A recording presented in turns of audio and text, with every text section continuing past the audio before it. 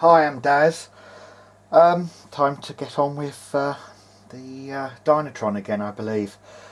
Um, Luckily I've taken some still shots because I've got a lot of wires come off and I got as far as taking the PCB off, and while I've got the PCB off I can change the belt on the counter and some contact cleaner in the changeover switch. Then I need to put the flywheel and the take-up idler back in.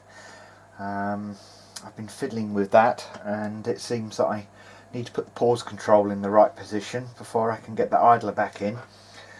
And just looking at the mechanism here, I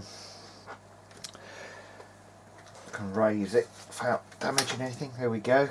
There's a little spring here that's got to go in the bottom of the idler, so that'll be a bit of fun trying to get that in. But I'll get the contact cleaner out and get spraying. Interestingly, you can pull the lever right out, but I better make sure I put it back in the right way. Yeah, gold plated. There we go. Look at that, clean. An intriguing little feature I just wanted to show you was that the actual spools have a little bit of movement in them. There's a little mechanism there, I don't know if you can see that clearly. They can actually slip about half a turn on the spool before they start turning, so that's interesting. They both have that. Now whether that's something to do with helping braking or just taking up help taking up slack or what, I don't know, but I just wanted to just get a bit of footage just to show you that. Okay, so I'm just in the process of putting the flywheel back in now. I've oiled the shaft, and that seems turning reasonably well. I'm just going to put the idler back in now.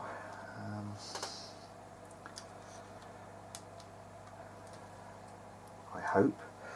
So just lift that out, and that goes back in there. And at the same time, I've got to push this this little spring under the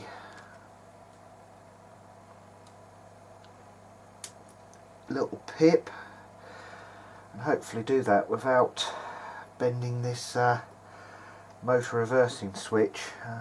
It's a little tricky, and I think I may have already bent the motor reversing switch slightly, so I'm going to have to reposition that. That's a shame. It's exceedingly tricky, I'm finding this, trying to do this, but come on. Oh no. Very difficult, but have I got it?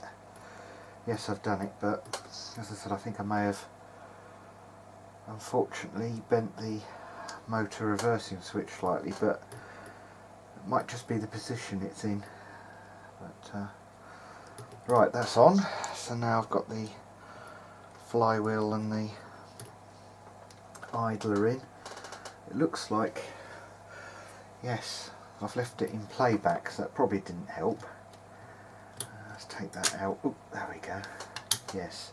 No, that's good. It looks like everything. I've just got to put the washer on there now. That's tiny. I don't want to be losing it. I've used silicone lubricant on the. If I get my hand out of the way, I've used silicone lubricant on this, and some normal oil on the shaft of this one. The service manual calls for the silicone lubricant on plastic parts and grease on the sliders. I'll probably use silicone grease on this flywheel because the plate that goes on it is actually a piece of plastic, so that would seem in order. I've got to find a belt to go on here. I've got a Walkman belt kit, and I went through those, and there was one that was just right for the tape counter, so that was handy. I'm hoping that my other cassette belt kits, I'll find one suitable size for these other belts, and I will get them on. But I've just got to find this nylon washer. It's very conveniently in one of my little boxes. There we go. Ooh, nearly went. Is it a good idea picking it up with these? I can't get out the box now. Oh, there we go. That should push on top. Come on.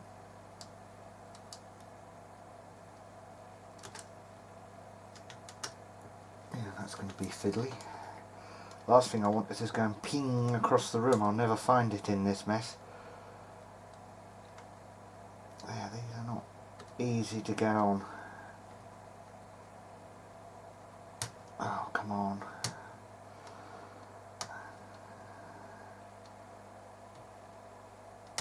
Haha.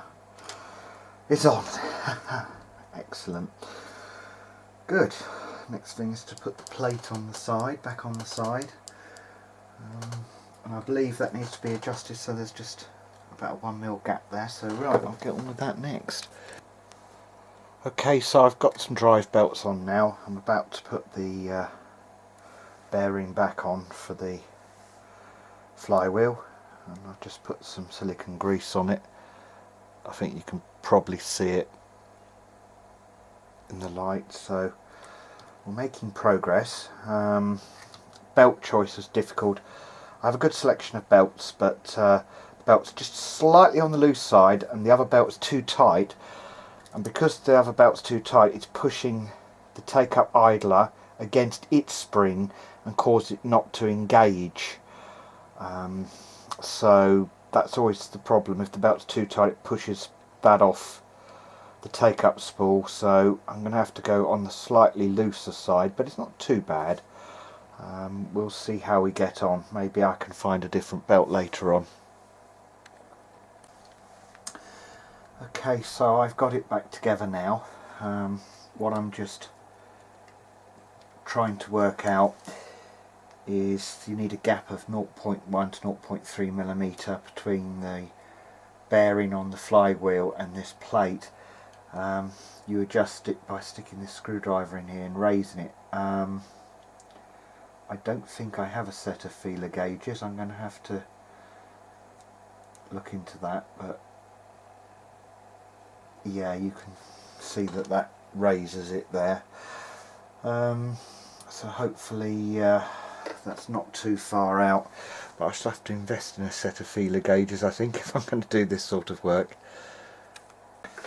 Okay, I'm just going to see if we can power it up and let's see if something happens. Here we go. Oh yes, I have it in playback at the moment. That's looking good. Things are turning round.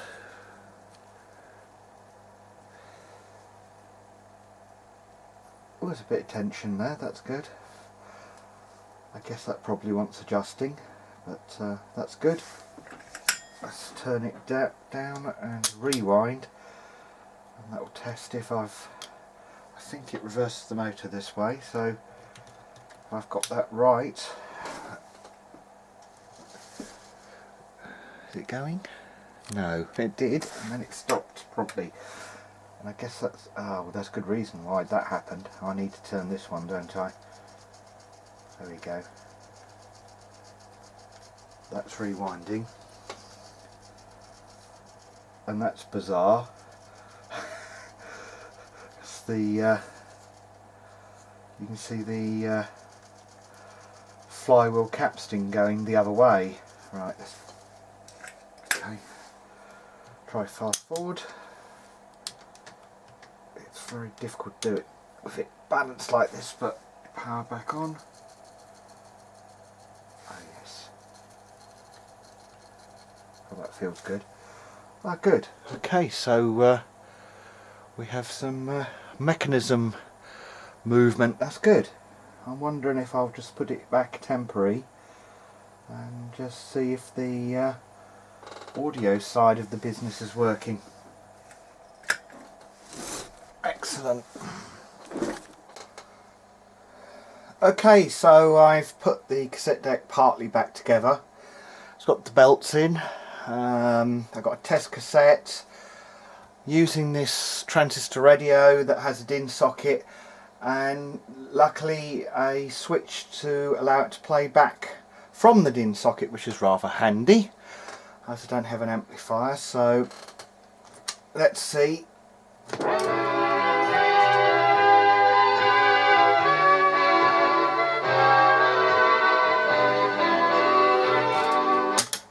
Okay, it definitely sounds a bit slow, and I think there's some other problems. That pinch wheel is cracked, so I'm going to look at that next. But yeah, rewind, very good. Fast forward, that's looking good. So that means the reversing switch is working well. It's rather bizarre, the motor running backwards to do rewind. That is very quick, good grief. And does the auto stop work, or does it bust the tape? There you go, it stopped it from what I can tell. Let's have a look. Yep, no, it's not running, so that's worked. Good. So basically it's working mechanically, but we need to look at that pinch wheel. But good start. I'm just re-investigating my CP1 by Dynatron. It's been a few weeks since I've looked at it. I know from the tape play I did that the speed seems to be slowing down slightly at the end of the tape.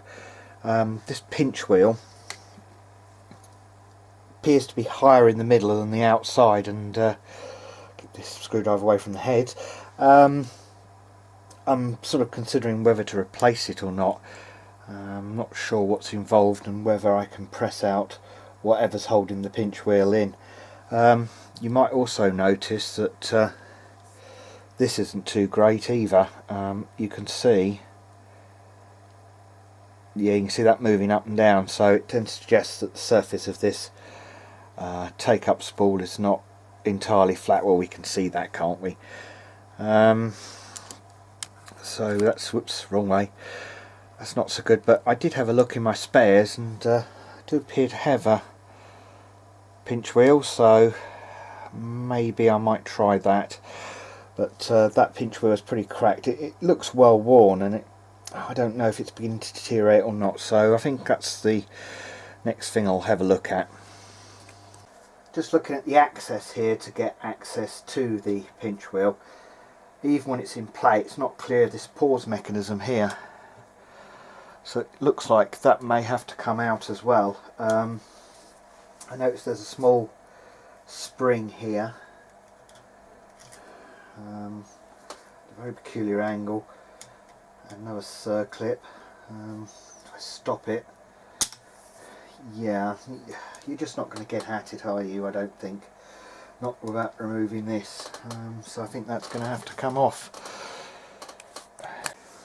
Well, it's out. Looks like it's pressed in. That's the spring for the pinch wheel, and hanging down here